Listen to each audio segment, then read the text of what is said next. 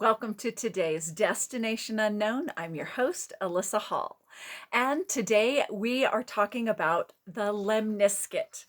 I looked it up. Lemniscate rhymes with biscuit. The Lemniscate and tarot is specifically what we're going to be focusing on, but the symbol itself is the infinity symbol. And so it's the figure eight on its side, or as some people have described it, a loop which has two loops which have a central point and meet at a central place. So if you take the same concept, how does it apply itself? Of course, there is a mathematical explanation for the lemniscate. This is in algebraic geometry. And there are equations, several of which mathematicians have come up with over the centuries to express the concept, which in a briefest form, it doesn't necessarily represent infinity as we might think of it metaphysically. It represents the ability to, as I understand it, to add exponential, or not exponentially, to add infinitely, meaning that there's no end to which a sum might continue to increase. So with that in mind, we detour that same symbol, the infinity symbol, which as I always liken it, as being a road without end, as the course itself can be traced without end. And it's often likened to the concept of the infinite. So when we see these concepts applied to tarot, how does it play out? The first one that we see it applied to in tarot is the Magician card, and most prominently, obviously seen right over his head. However, it's worth noting that the concept of the infinite inside this Magician card, of course, we're always looking at the Rider-Waite-Smith version in this channel most predominantly. It's not only seen in the Lemniscate that we see here above the head, but in the Ouroboros, which is the snake or dragon which swallows its own tail. That is considered to be the belt. I'll zoom in on that, of the magician. So there are actually two concepts of the expression of the infinite. And a lot of times that is applied to this particular card. When we got to the magician and we were talking about it, the tools that we see set before the magician are thought to be an infinite resource for each one of us. And so the infinite connection that we have to the resources around us. But I also think of it as the infinite connection. Of course, we see the magician in the dynamic pose, which bridges the spiritual or the heavens to the material or the mundane. And so we ourselves are constantly that infinite expression, as well as the infinite connection between these two disparate realms. And it's worth noting that a lot of times the lemniscate is used as a way to bring two dualities together. And so that kind of leads us into the next concept. So if you're thinking about two separate dualities that are brought together in a way that have become harmonious and balanced, then that leads us into the concept that you see that plays out in the Two of Pentacles card. So the Pentacles, the two represents duality, or the forces, two forces that are pulling against each other or working against each other. And Pentacles meaning the material realm, so pointing to concerns that are not thoughts, feelings, and emotions, but material concerns like jobs, money, career, real estate. And so when this particular card shows up, the word balance again is what's applied most often. And you will see he's literally balancing on one foot.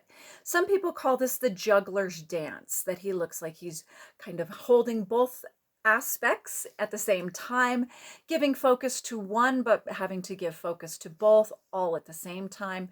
And in fact, when this card comes up, another image that I use to explain what the card means, often with a sitter, if you've ever seen the old-fashioned vaudeville acts where they spin plates on top of a pole and they get a bunch of plates spinning, and the performer has to rush around and keep all of the plates spinning all at the same time. And when that's happening and all the plates are spinning and everything just keeps going, it's one long continuous dance of attending to what needs done. And that to me is the meta message of this card. Yes, you are finding balance, but it's balance between all the different aspects which are pulling at you in your material realm, especially, and calling your attention.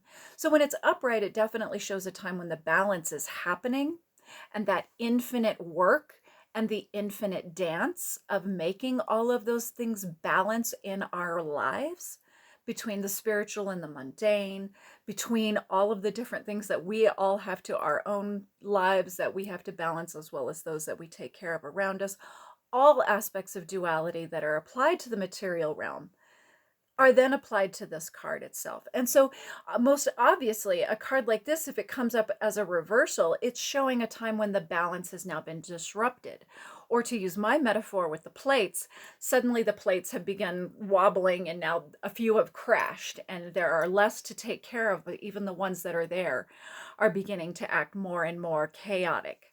And so that balance of the plate and the balance of the dance is all happening when it's upright.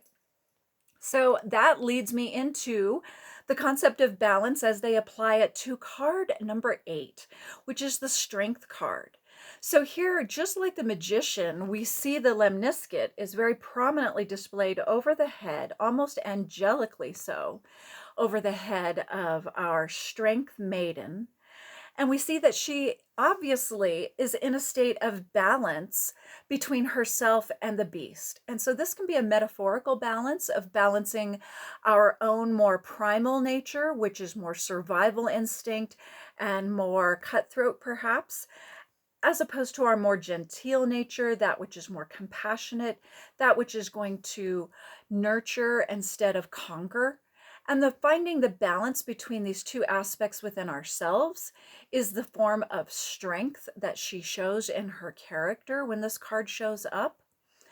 And that, I think, was very interesting that that should come up, because that is a subset of what we just talked about in the shadow work podcast. That was Friday's podcast. So if you haven't had a chance to listen to that yet, keep an ear out for the moment where we talk about that balancing act as well. And so, yes, so we see these two different influences coming about. And here, when the strength card comes up, it's not a mastery over the beast by using brute power.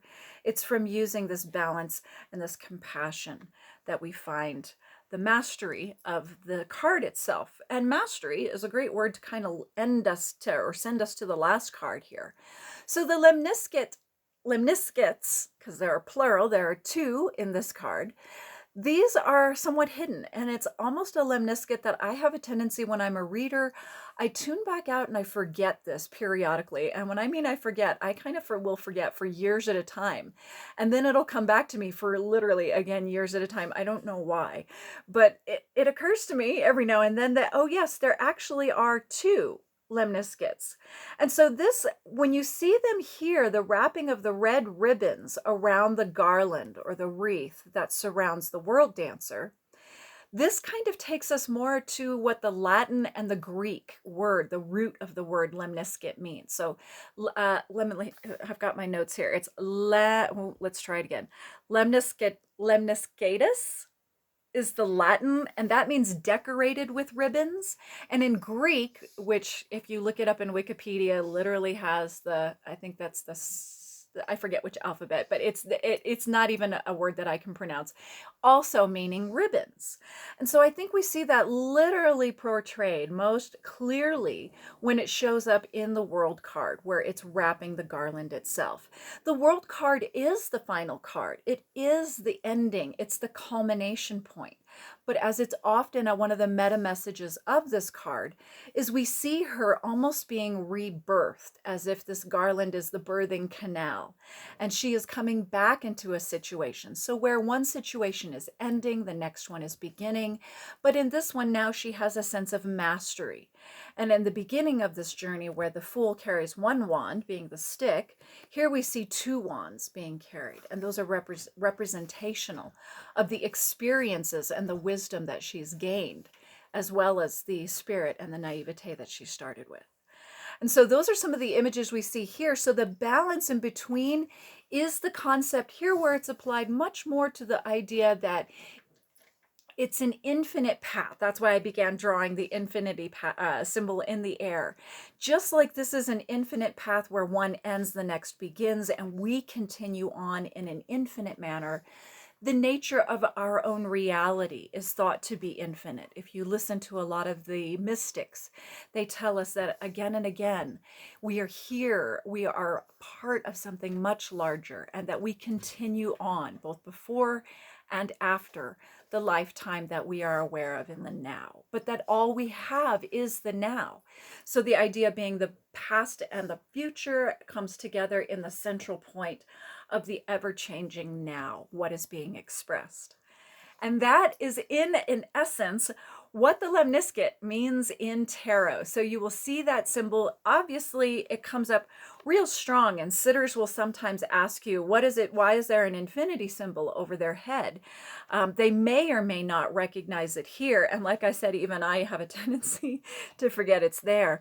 But those do serve as a subtext for you when you're reading and start to gain messages.